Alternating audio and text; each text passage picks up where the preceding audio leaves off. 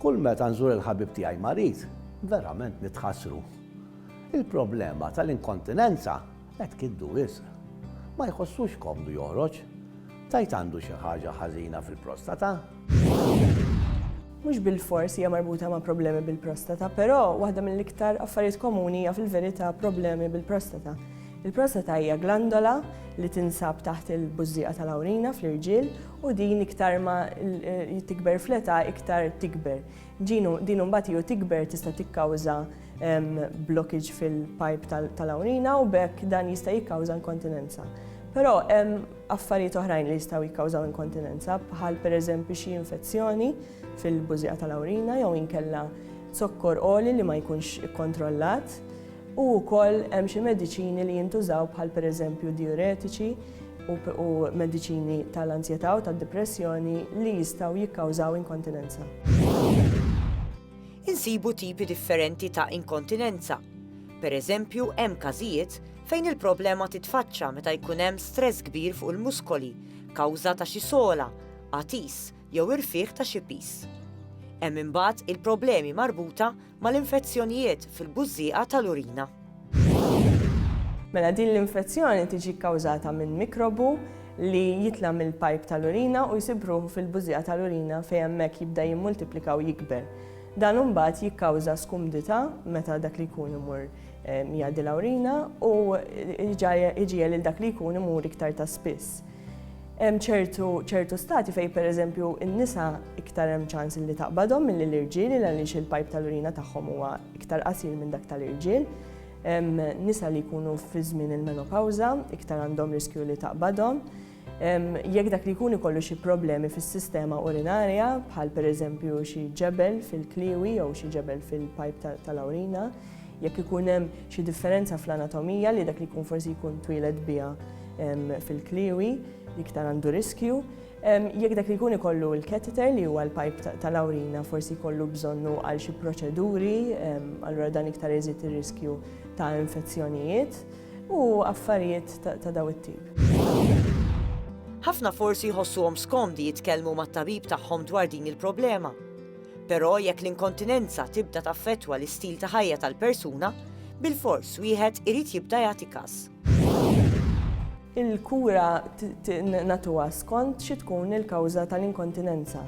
Pereżempju, nistgħu nibdew b'ċertu eżerċizzji jekk dak li jkun ikollu l-bużieqa tal-pipi li tkun iktar attiva minn kemm suppost, jiġifieri malli timtela ftit ikħoss il-bżonn li immur jgħaddi l-awrina. Nistgħu nagħmlu daw il-bladder training exercises fejn dak li jkun jipprova kif iħoss il-bżonn li għandu jagħmel, jipprova kemm jista' jkun jissapporti għal ftit minuti biex bekk ma joqgħodx dieħel u ħireġ fil-kamra tal-banju. Mbagħad jeżistu wkoll il-Kegel exercises fin-nisa, speċjalment jekk il-kawża tkun stress incontinence, jiġifieri jekk ikun hemm il-muskoli ta' madwar il-pelvis li jkunu daqsxejn iktar dgħajfin minn kemm suppost li jista' jkun riżultat ta' delivery waqt it-tqala u bekk ikun qiegħed isaħħaħ daw il-muskoli. Mbagħad importanti wkoll li kemm jista' jkun innaqsu l-ammont ta' kafeina għax dan iktar iżid il-bżonn li tmur fil-kamra tal-banju u wkoll innaqsu l-ammont tal-alkoħol. Apparti minn dawn l-affarijiet jeżistu wkoll mediċini. Issa l-mediċini wkoll ittihom skont il-kawża. Ġifieri hemm mediċini li jintużaw biex inaqsu l-attività tal-bużieqa tal-awrina biex bekk meta jkun hemm ftit awrina ma jkunx hemm il-bżonn li tmur kamra tal-banju. Hemm mediċini oħrajn li jintużaw jekk il-prostata tkun il-kawża.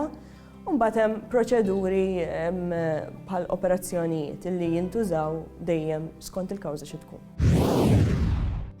Ħafna drabi l-inkontinenza hija kundizzjoni li nassoċjawha mal-anzjanità. Tajjeb li nfehmu lill-anzjanitana li wieħed xorta waħda jista' jibqa' għaddej bil-ħajja normali tiegħu. Basta jaraf jikkontrolla l-kundizzjoni. Mela fl-anzjani ħafna drabi jkun hemm problema ta' mobilità, jiġifieri huma sakemm jaslu fil-kamra tal-banju ma jirnexxilhomx jaslu fil-ħin.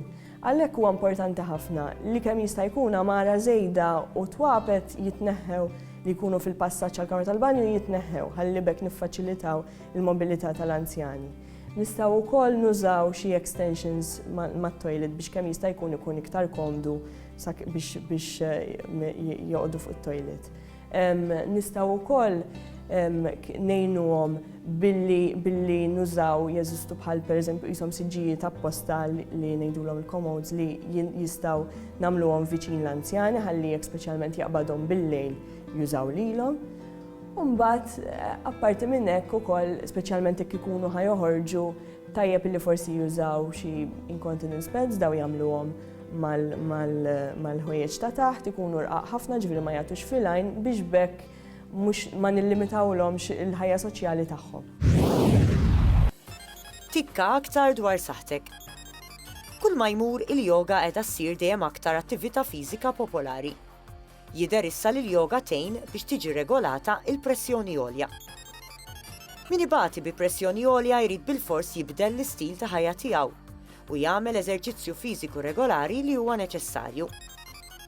Studju li sar juri li persuni li attendew għal sessjonijiet ta' yoga b'mod regolari għal xahar sħiħ kellhom tnaqqis drastiku fil-pressjoni.